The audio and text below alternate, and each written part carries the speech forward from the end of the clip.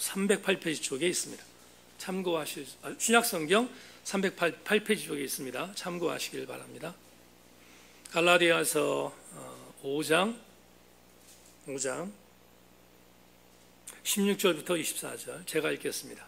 내가 이르노니 너희는 성령을 따라 행하라. 그리하면 육체의 욕심을 이루지 아니하리라.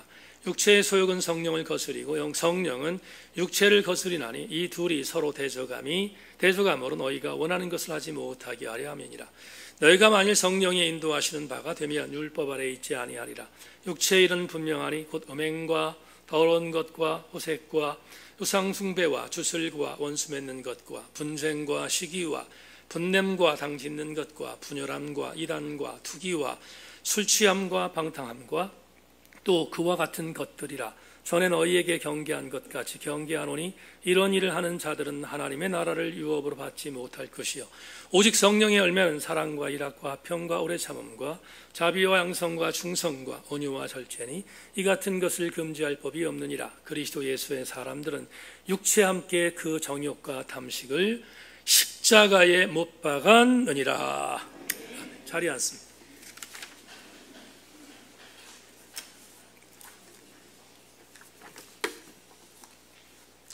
오늘 여러분과 나눌 말씀의 제목은 성령을 따라 행하라 라는 제목을 갖고 말씀의 은혜를 나누기를 원합니다. 이제 오늘 말씀을 함께 나누기에 앞서서 오늘은 영상을 좀 하나 보고 여러분과 함께 말씀의 은혜를 나누겠습니다. 여러분, 이 영상은 많은 생각을 하게 하는 영상인데 함께 여러분 영상에 도전받기를 바랍니다.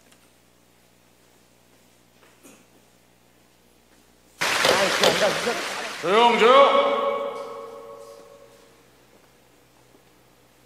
피고 안중근 마지막 변론 기회를 주겠다. 우선 이토를 살해한 것을 하느님의 이름으로 사죄드리오. 하지만 대한제국 의병군 참모 중장으로서 이토 히로부미를 살해한 이유를 밝히고 싶소. 그 이유는 바로 대한의 국모 명성황후를 시해한 죄, 대한의 황제를 폭력으로 폐위시킨 죄, 을사늑약과 청미늑약을 강제로 체결케 한 죄, 무고한 대한의 사람들을 대량 학살한 죄. 누가 죄인인가? 조선의 토지와 광산과 산림을 빼앗은 죄, 제1은행권 화폐를 강제로 사용케 한 죄, 토를 핑계로 대한의 군대를 강제 무장 해제시킨 죄, 교과서를 빼앗아 불태우고 교육을 방해한 죄. 안중근, 우덕순, 조도선, 유도 위 사인에 대하여 본 법원은 모든 심리를 마치고 다음과 같이 판결한다. 피고 우덕순 징역 3년에 처한다. 누가 죄인인가? 누가 죄인인가? 한국인들의 외교권을 빼앗고 유학을 금지한 죄, 신사를 강제로 철폐하고 언론을 장악한 죄, 대한의 사법권을 동의 없이 강제로 장악 유린한 죄, 정권을 폭력으로 찬탈하고 대한의 독립을 파괴한 죄. 누가 죄인인가? 누가 죄인인가? 누가 죄인인가? 누가 죄인인가? 피고 조도선, 피고 유동화 각각 징역 1년 6개월에 처한다. 누가 죄인인가? 누가 죄인인가? 누가 죄인인가? 누가 죄인인가?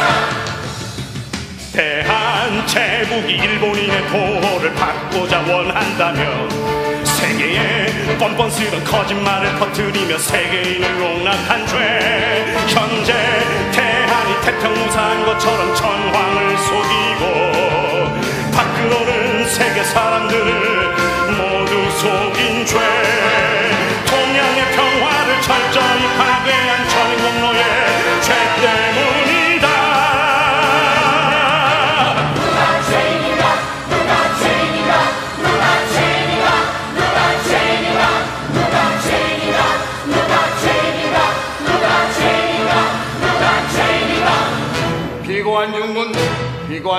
사형에 처한다. 모두들 똑똑히 보시오.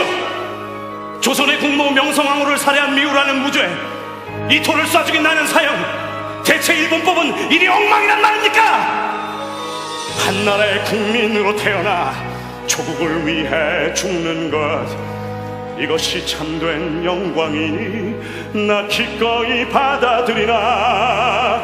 여기 계신 모든 분들, 저들의 거짓과 야욕에 속지 마시고 그들의 위선과 우리의 진실을 세계에 알려주시오. 누가 죄인인가? 누가 죄인인가? 누가 죄인인가? 누가 죄인인가? 나라를 위해 싸우니 과연 누가 죄인인가? 우리를 벌할 자 누구인가? 우리들은 움직였다. 나라를 위해 싸우니 과연 누가 죄인인가? 우리를 벌할 자 누구인가? 우리들은 용감했다. 나라 위해 싸우니는 벌할 자 누구인가? 과연 누가 죄인인가? 벌할 자 누구인가? 나라를 위해 싸우니 과연 누가 죄인인가? 우리를 벌할 자 누구인가? 우리들은 움직였다. 나라를 위해 싸우니 과연 누가 죄인인가? 우리를 벌할 자 누구인가? 우리들은 용감했다. 나라 위해 싸우니는 벌할 자 누구인가? 과연 누가 죄인인가? 벌할 자 누구인가? 나라 일은 고통할까? 나라 일은 고통할까?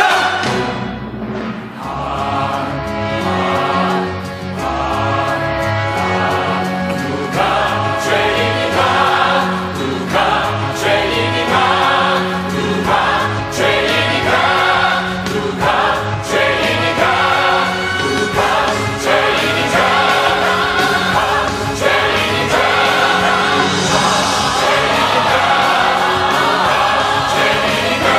죄인인가? 누가 죄인인가?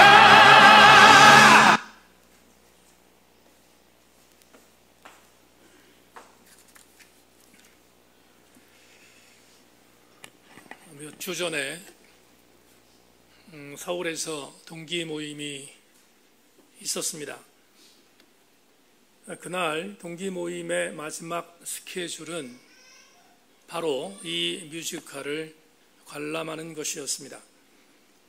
여러분들이 보신 뮤지컬은 KBS 열린음악회 고 안중근 의사 100주년 기념 버전으로 보셨지만, 제가 관람했던 영웅이라는 이 뮤지컬에서 이 부분은 거의 마지막 엔딩 씬이었는데, 이 씬을 보는 순간에 굉장히 감동받았습니다.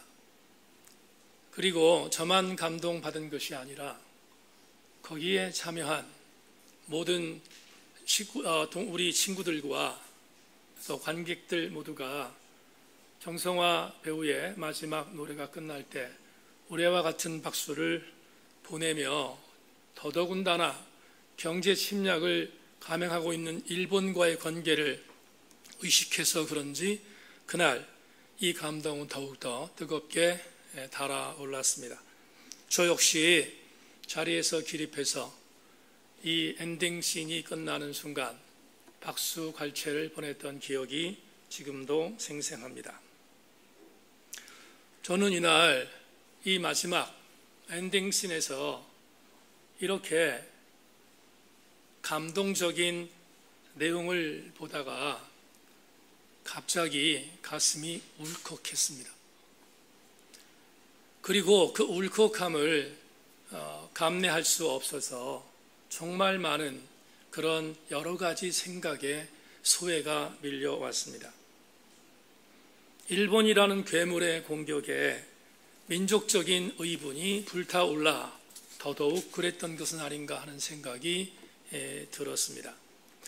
그런데 냉정하게, 정말 냉정하게 분석해 보았습니다. 제가 그날 이 엔딩 씬을 보는 순간 제가 가슴속에 울컥했던 감동은 과연 어떤 감동일까 생각하다가, 그건 다분히 감정적인 감동이었습니다. 대한민국의 후손으로 나라를 위해서 목숨을 바쳤던 한 선배의 거룩한 의분을 보고 감정적으로 감격하여 얻었던 감동이 그날 제가 울컥했던 것의 성질이었습니다. 그러다가 갑자기 성경의 한 구절이 떠올랐습니다. 누가복음에 기록되어 있는 제가 같이 연상된 한 구절을 여러분에게 소개하겠습니다. 누가복음 24장 32절에서 누가는 이렇게 기록하고 있습니다. 그들이 서로 말하되 길에서 우리에게 말씀하시고 우리에게 성경을 풀어주실 때에 우리 속에서 마음이 뜨겁지 아니하더냐 하고, 이 구절에서 뜨겁다라고 번역한 헬라어 단어 카이오메네라는 이 단어를 생각하지 않을 수 없었습니다. 조금 전에 말씀드렸던 것처럼 뮤지컬 속에서 마지막 엔딩 씬을 보고 울컥하여 뜨거워졌던 제 마음은 다분히 나의 감정적인 부분에 의분으로 일어난 울컥함이었습니다. 그런데 이런 울컥함이라는 단어를 표시할 때 조금 전에 표현했던 카이오메네라는 단어를 쓰지 않습니다. 그러면 누가복음 24장 32절에 기록되어 있는 카이오메네는 어떤 경우에 쓰는 단어일까? 그건 오늘 누가복음에 있는 말 그대로 이들이 울컥했던 뜨거움이 있었을 때를 생각해 보아야 합니다. 그때는 다름 아닌 성경을 풀어주실 때라고 말하고 있습니다. 그렇다면 성경을 풀어주셨을 때 그들의 마음이 뜨거워졌던 것은 절대로 감정적인 감동이 아니라 그들의 영혼을 움직였던 영적인 감동이었음이 분명합니다.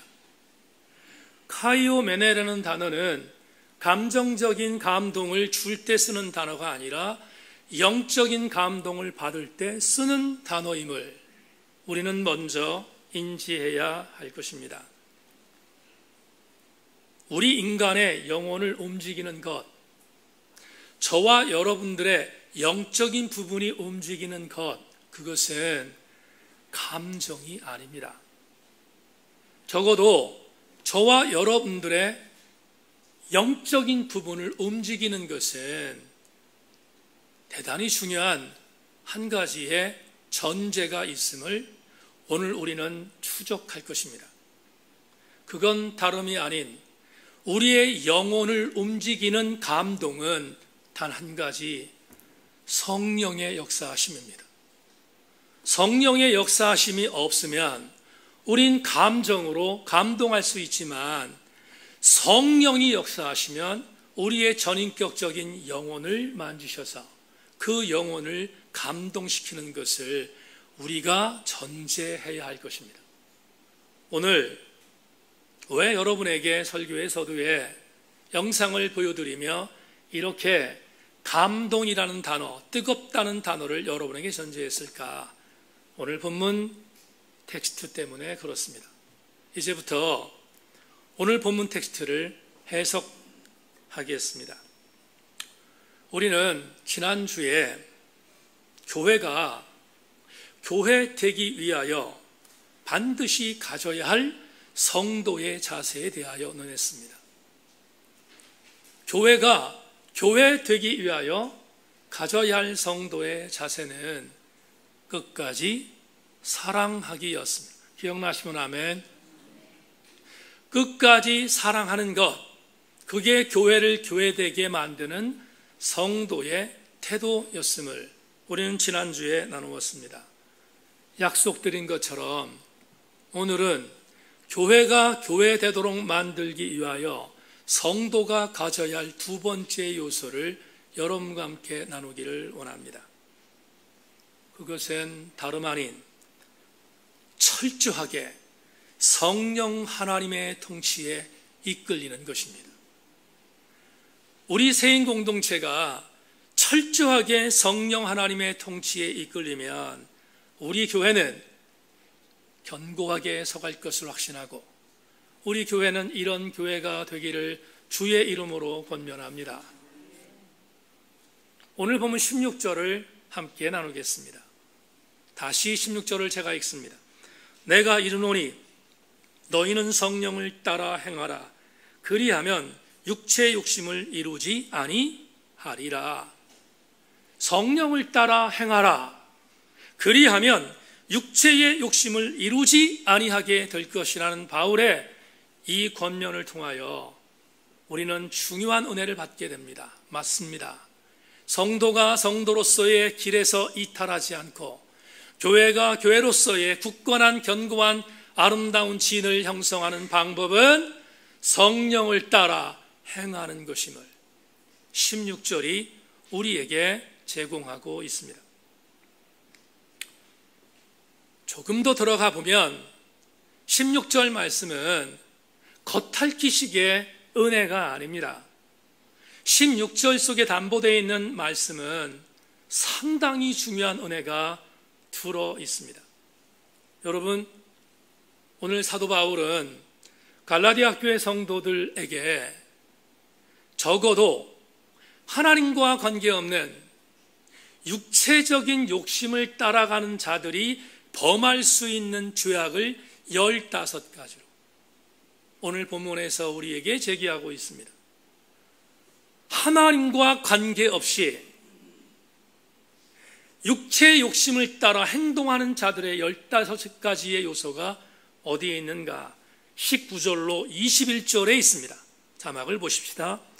육체의 일은 분명하니 곧 음행과 더러운 것과 호색과 우상숭배와 주술과 원수 맺는 것과 분쟁과 시기와 분냄과 당짓는 것과 분열함과 이단과 투기와 술취함과 방탕함과 또 그와 같은 것들이라. 전에 너희에게 경계한 것 같이 경계하노니 이런 일을 하는 자들은 하나님의 나라를 유업으로 받지 못할 것이다. 여러분 엄숙하게 아멘 합시다. 여러분에게 이렇게 한번 이 본문을 해석하겠습니다. 갈라디아서는 주후 1세기에 기록된 그림을 여러 차례 밝혔습니다. 주후 1세기 사도 바울은 갈라디아 교회 성도들에게 하나님의 나라를 유업으로 받을 수 없는 내용을 15가지로 지금 읽은 대로 15가지로 열거했습니다. 그런데 이런 전제를 가져야 합니다. 정말로 하나님의 나라를 유업으로 받을 수 없는 것은 15가지 뿐일까? 여러분 어떻게 생각하십니까? 하나님의 나라를 유업으로 받지 못하는 종류가 여기에 기록되어 있는 15가지 뿐일까? 그럴 리가 있겠습니까? 주 1세기에 사도 바울이 갖고 있었던 지식으로 그가 표현할 수 있는 어휘는 15가지면 충분하다고 본 것입니다. 그가 갖고 있는 그의 지식의 총아로 15가지의 내용을 이 정도로 말하면 주 1세기에 하나님의 나라의 유업과 전혀 관계없는 삶을 사는 사람을 충분히 설명할 수 있다고 생각했기에 15가지를 여기에 기록했습니다. 그러면 우리는 이런 은혜를 연이어서 받을 수 있습니다. 20세기가 지난 오늘 21세기를 사는 저와 여러분들은 하나님의 나라의 유업을 받을 수 없는 것이 비단 15가지이겠는가? 그렇지 않습니다. 여러분에게 이렇게 권고할 수 있을 것 같습니다. 하나님의 나라를 유업으로 받지 못하는 오늘 우리들이 맞닥뜨리고 있는 여러 가지의 내용은 헤아릴 수 없이 많습니다. 적어도 15가지는 1세기의 정황입니다. 그러면 오늘 우리가 하나님의 나라를 유업으로 받지 못하는 요소들을 하나하나 추적한다면 그건 재강조하지만 헤아릴 수 없이 많습니다. 이렇게 해석을 하면 참담해집니다. 절망스럽습니다. 왜냐하면 우리는 헤아릴 수 없을 만큼 많은 하나님 나라를 유업으로 받지 못하는 곳에서 예외인 사람이 없기 때문에 우리는 하나님의 나라를 절대로 들어가지 못한다는 결론에 이르지 않겠습니까? 이런 참담함과 이런 절망감이 어디 있겠습니까? 그런데 오늘 본문의 한 구절은 이 모든 것들을 일소하는 강력한 은혜로 우리에게 다가오고 있습니다. 이 여러 가지에 이루 헤아릴 수 없을 만큼 많은 하나님의 나라를 유업으로 받지 못하는 것들을 일일이 추적하지 않고 우리가 하나님의 나라의 유업을 받을 수 없는 것과 맞서 싸울 수 있는 방법을 오늘 바울이 너무나도 친절하게 단 한 절로 우리에게 가르쳐주고 있습니다. 그 구절이 조금 전에 여러분에게 읽어드렸던 16절입니다. 오늘 설교의 제목과도 같이 맥을 합니다. 16절, 내가 이르노니 너희는 성령을 따라 행하라. 그리하면 육체의 욕심을 이루지 아니하리라. 그렇습니다. 이루 헤아릴 수 없는 하나님의 나라를 유업으로 받지 못하는 여러 가지의 죄악에 노출되는 우리들이 그것과 맞서 싸우는 아름다운 방법을 사도 바울은 이렇게 말했습니다. 성령을 따라 행하십시오. 성령을 따라 행하면 그러면 우리가 하나님 나라를 유업으로 받지 못하는 곳에서 이길 수 있음을 바울이 우리에게 오늘 본문을 통하여 말씀하고 있습니다. 이어지는 17절과 18절을 보십시오. 여러분, 하나님의 나라를 유업으로 얻을 수 없는 것들이 얼마나 집요하고 얼마나 심히 든 것인가를 오늘 10절부터 17, 18절 말씀에서 사도 바울이 우리에게 증언합니다. 육체의 소욕은 성령을 거스리고 성령은 육체를 거스리나니 이 둘이 서로 대적함으로 너희가 원하는 것을 하지 못하게 하려 함이니라. 만일 너희가 성령의 인도하시는 바가 되면 율법 아래 있지 아니하리라. 육체의 소욕을 이길 수 있는 방법은 없습니다. 저와 여러분들이 육체의 소욕을 이길 수 있는 또 다른 기가 막힌 방법은 존재하지 않습니다. 육체의 소욕을 이길 수 있는 방법은 딱 한 가지임을 말합니다. 그것은 오늘 바울이 이렇게 말합니다. 성령이 인도하시는 대로 성령을 따라 행하는 것입니다. 성령을 따라 행하는 일들이 우리에게 어떻게 이루어지는가? 어떻게 성령을 따라 행하면 우리에게 어떻게 육체의 소욕을 이길 수 있는가? 그 정답을 오늘 22절부터 24절 마지막 성경 본문이 제시합니다. 귀담아 들어주시기를 부탁합니다. 오직 성령의 열매는 사랑과 희락과 평과 오래 참음과 자비와 양성과 충성과 온유와 절제니 이 같은 것을 금지할 법이 없느니라. 그리스도 예수의 사람된 육체와 함께 그 정욕과 탐심을 십자가에 못 박았느니라. 이제 해답이 나왔습니다. 우리가 하나님의 나라를 유업으로 받을 수 있는 이유는 성령을 따라 행하면 앞에 말했던 15가지의 내용을 따라 사는 삶이 아니라 조금 전에 설명했던 9가지의 사랑과 희락과 화평과 인내와 자비와 양성과 충성과 온유와 절제라는 이 아름다운 열매를 맺음으로 하나님의 나라를 유업으로 받을 수 있게 되는 것을 명심하고, 또 하나 이렇게 성령의 열매를 거두는 자는 이미 우리 모두는 우리의 육체를 우리 육체 속에서 경험하는 정욕과 탐심을 십자가에 못 박을 수 있기에, 할렐루야, 그렇기 때문에 우리는 하나님의 나라를 유업으로 받을 수 있음을 바울이 우리에게 권고하고 있는 것입니다.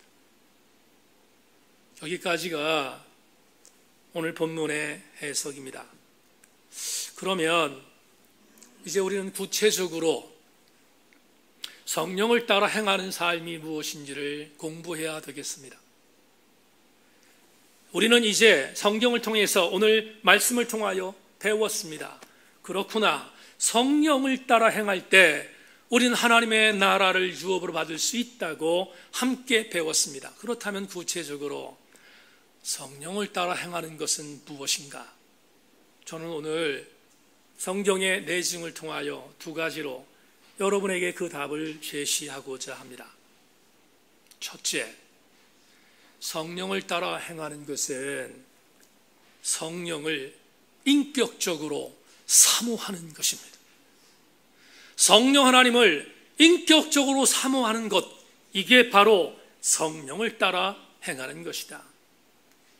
여러분에게 인격적인 사모함이라는 문장을 썼습니다.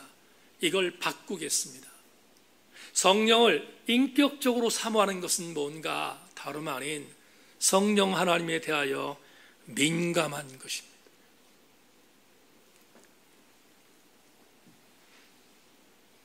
성령 하나님에 대하여 민감하라.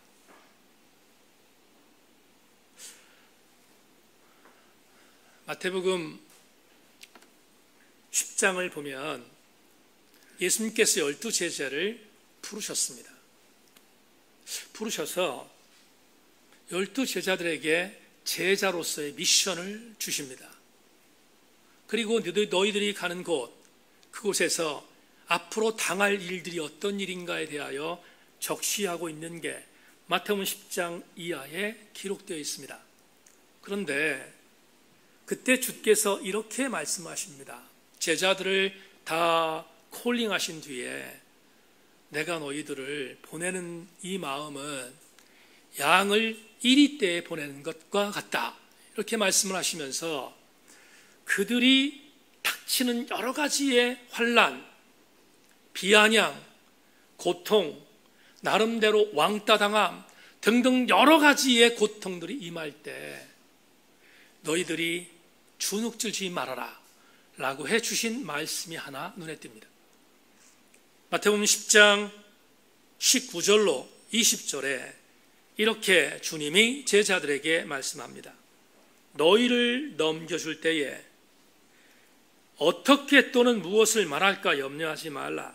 그때에 너희에게 할 말을 주시리니 말하는 이는 너희가 아니라 너희 속에서 말씀하시는 이 곧 너희 아버지의 성령이시니라. 이 구절에서 감동으로 왔던 한 굉장히 중요한 구절이 보입니다. 그것은 이것입니다.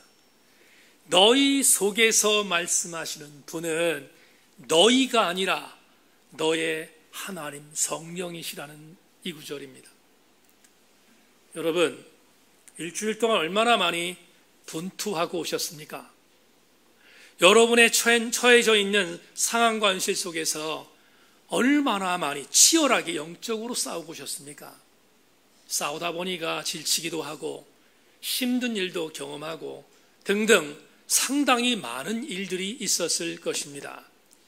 그런데 여러분들이 각양에 처해 있는 현실은 다르지만 무엇이 힘들었습니까? 여러분이 처해 있는 지난 일주일의 삶을 뒤돌아보면서 여러분이 정말로 힘들었던 것이 무엇입니까? 혹시 이것이 아닙니까?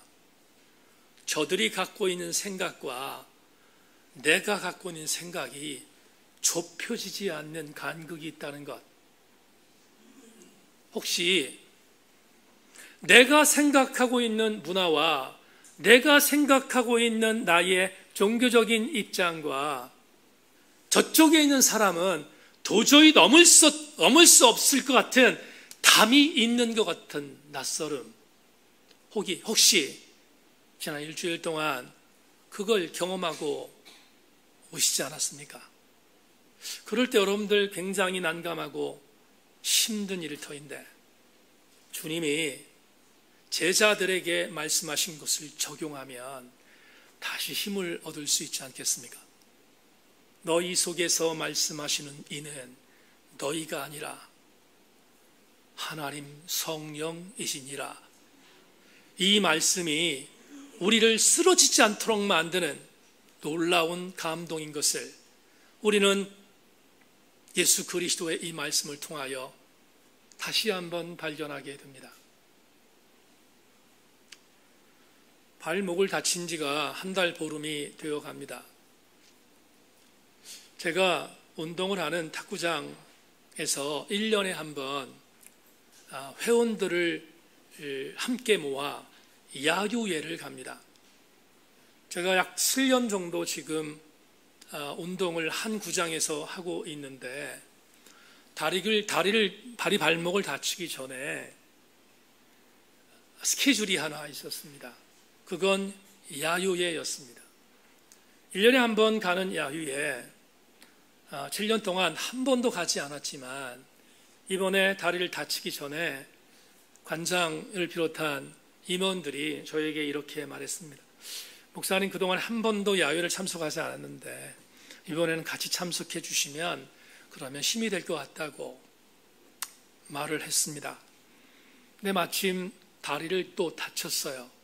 그리고 한 번도 참석해 본 적이 없어서 이번에도 정중히 거절했습니다. 그런데 야유회가 끝난 뒤에 탁구장 밴드 동아리가 있는데 그 밴드에 야유회 때 갔다 왔던 영상을 총무가 올려놨습니다. 저는 밴드 회원이니까 한번 들어가서 그 영상을 보게 됐습니다. 보다가 하나님께 감사했던 것이 하나 있습니다. 뭐냐 하면 하나님께서 다리를 분질러치셔서 그래서 그 야유회를 가지 못하게 하신 것 너무 고마웠습니다.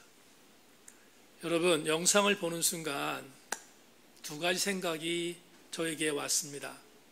첫째, 내가 가 있었으면 나도 지옥이었구나.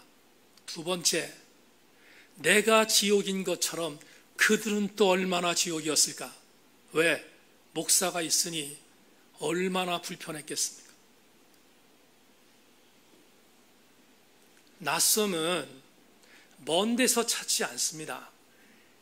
우리가 지난 일주일 동안 살면서 얼마나 많은 버거움과 낯섦 속에 여러분들이 허덕였습니까?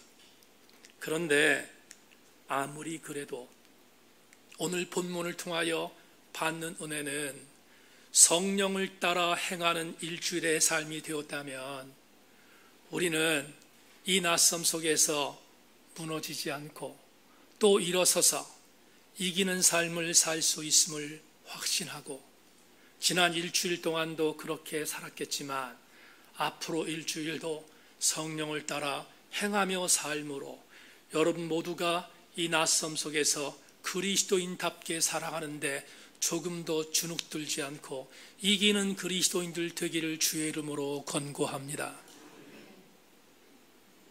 제가 참 많이 가슴에 담은 독일의 위대한 신학자 위르겐 몰트만이 성령의 능력 안에 있는 교회라는 책에서 아주 오래된 걸작인데 그 책에서 몰트만 박사가 했던 한 구절을 가슴에 담아 놓은 적이 있습니다.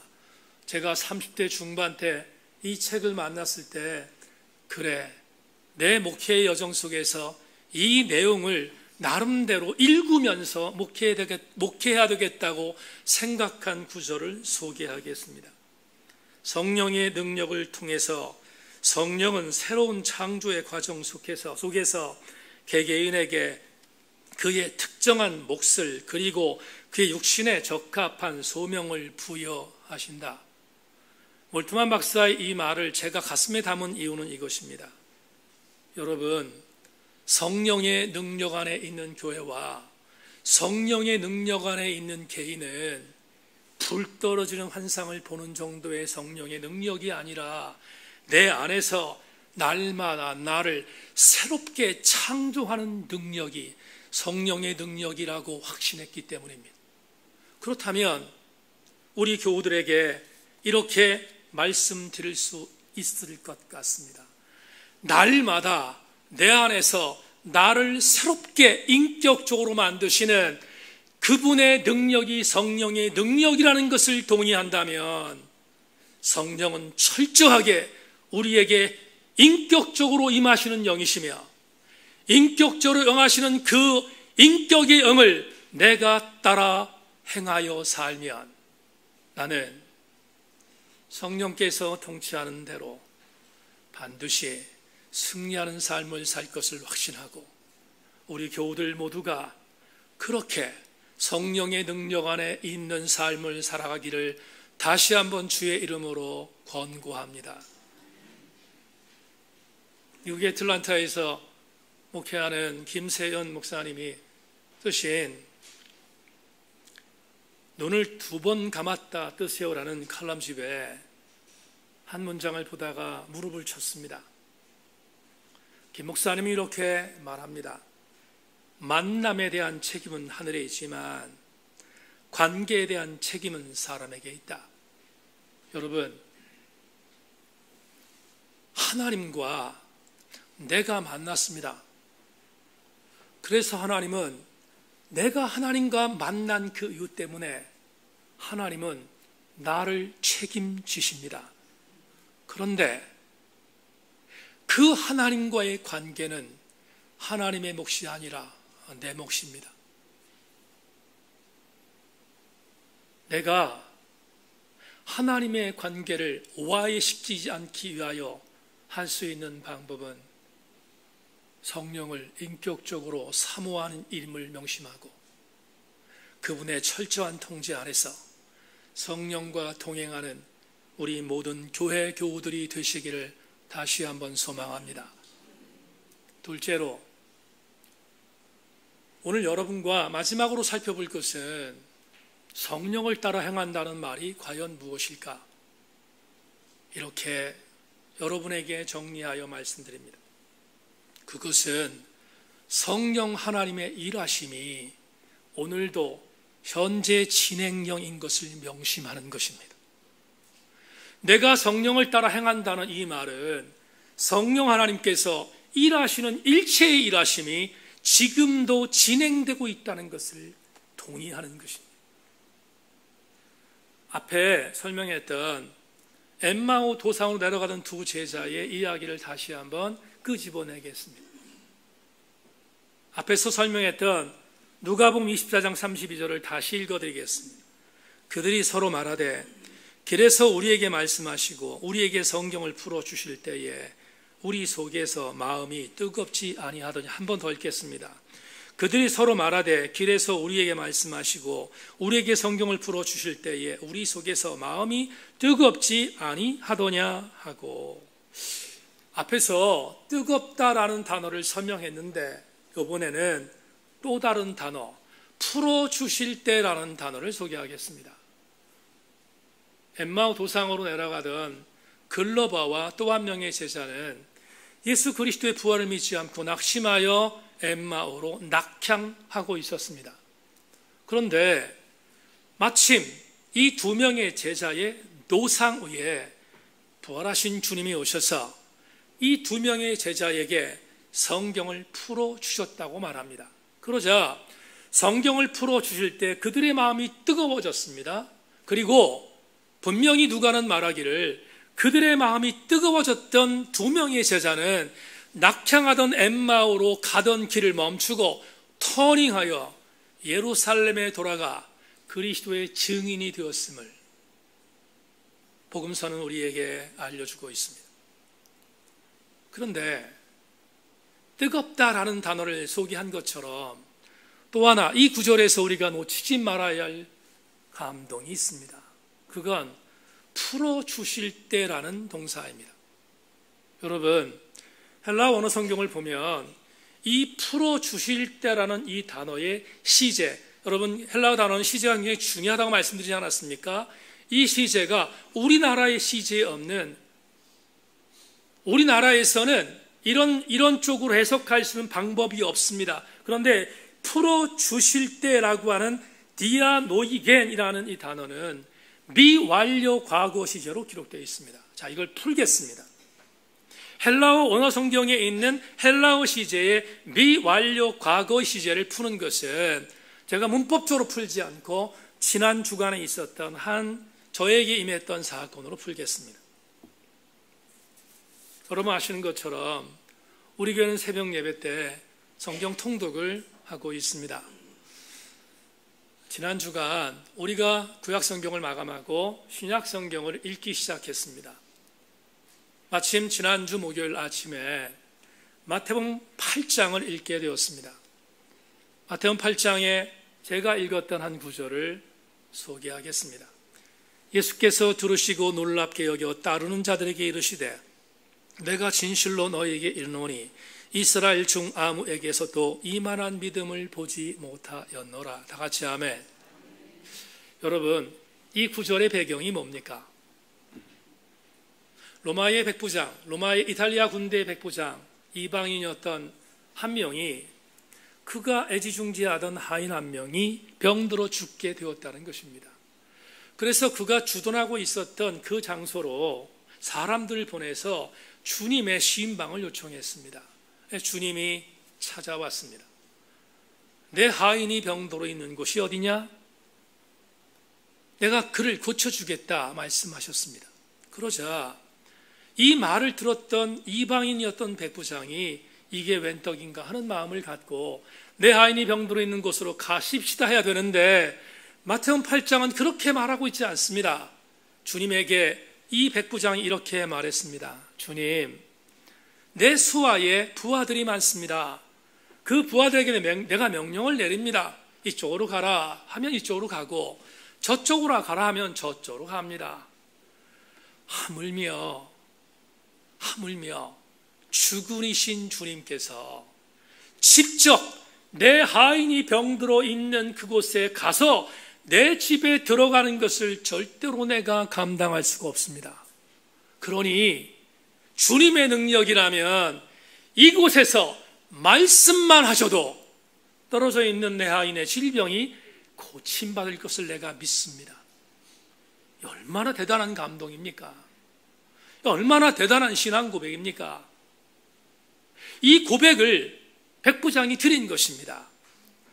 이 고백을 받은 주님께서 제가 읽어드렸던 마태복음 8장 10절에서 대단히 중요한 단어를 쓰고 있습니다. 다시 예수께서 들으시고 놀랍게 여겨 따르는 자들에게 이르시되 내가 진실로 너희에게 이르노니 이스라엘 중에 아무에게서도 이만한 믿음을 보지 못하였노라. 여러분, 제가 지난 목요일 날 이 구절을 읽다가 감동이 왔습니다. 그래서 성경 통독을 끝난 뒤에 성도들에게 함께 중보하고 기도하는 시간, 제가 조명받았던 단어를 갖고 기도했습니다. 하나님,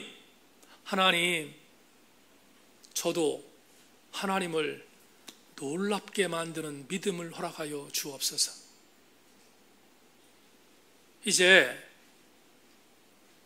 과거 미완료 시제로 기록되어 있는 풀어주실 때라는 단어를 접목하여 소개하겠습니다. 백부장이 하인의 질병을 고침받기 위하여 고백했던, 주님을 감동시켰던 이 고백은 2000년 전 팔레스타인의 한 지역에서 일어난 사건입니다.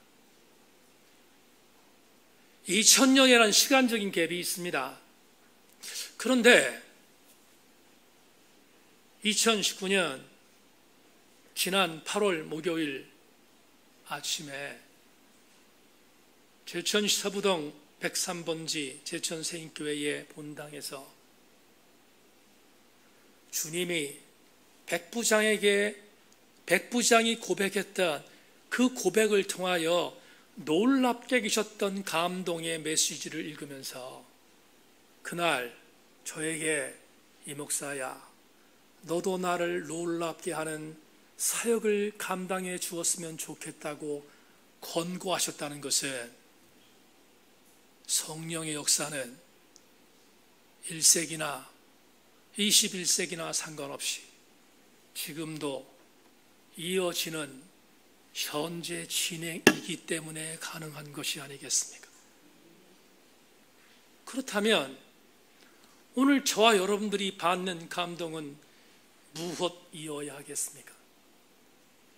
말할 것도 없이 오늘 2019년 8월 12일 주일 2부 예배에 나온 여기에 모여 예배 드리는 여러분들의 삶의 정황에서 성경에 역사하셨던 하나님의 능력이 여러분의 정황 속에 여전히 늘 현재 진행으로 역사하도록 만드시는 주권자는 성령 하나님인 것을 명심하고 그 성령 하나님의 통치와 민감함 속에 거하는 것은 우리가 감당해야 할 신앙 고백이지 않겠습니까? 어제 설교 원고를 외우는 시간, 서재에 올라가서 설교 원고를 외우는데 제천국제음악영화제에 야외에서 진행되는 노래와 풍악 소리가 들려서 설교 원고를 외우는데 적지 않게 힘들었습니다. 제천국제음악영화제에 수많은 사람들이 몰려서 말초신경적인 것이나 아니면 그들의 육체적인 부분에 있어서의 만족감을 느끼는 여러 가지 음악적인 요소와 그리고 문화적인 요소와 그리고 그런 영화적인 요소를 통하여 감동받는 그들이 있다면 우리는 영적으로 도전받아야 되지 않겠습니까?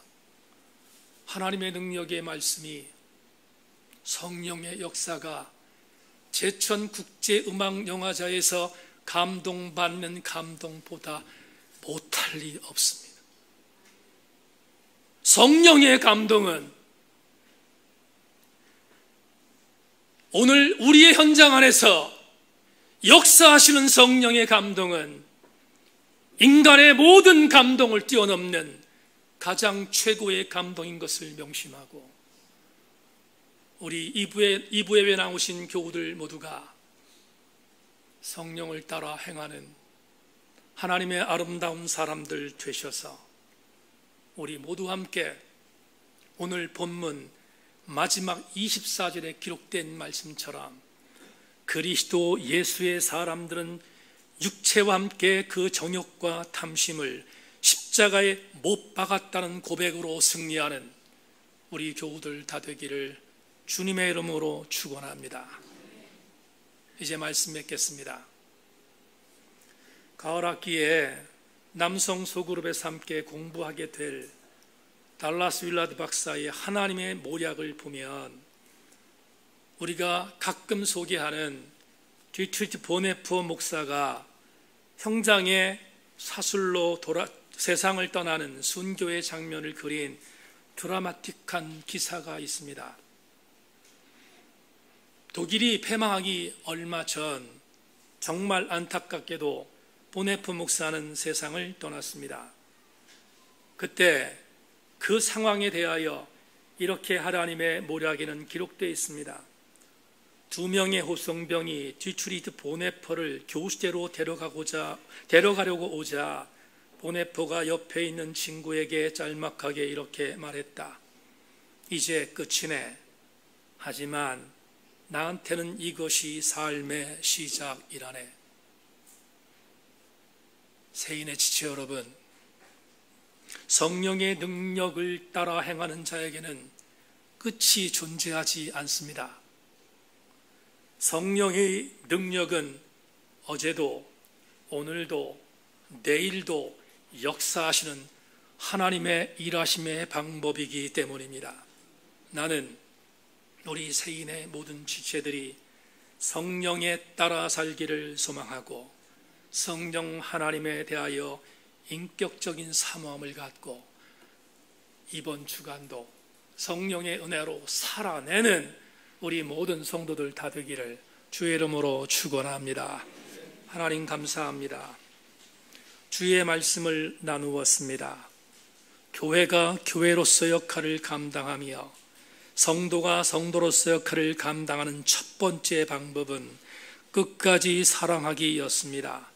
또 하나 성령에 따라 삶을 사는 것, 그게 우리가 교회를 교회로 성도를 성도로 만드는 방법인 것을 배웠사오니 성령을 인격적으로 사모하게 하시고 성령 하나님의 일하심이 오늘도 여전히 현재 진행인 것을 명심하고 성령 하나님을 우리 모두 함께 가슴으로 품게 하여 주옵소서.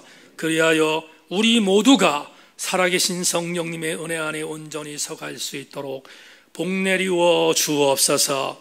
예수 그리스도의 이름으로 기도하옵나이다.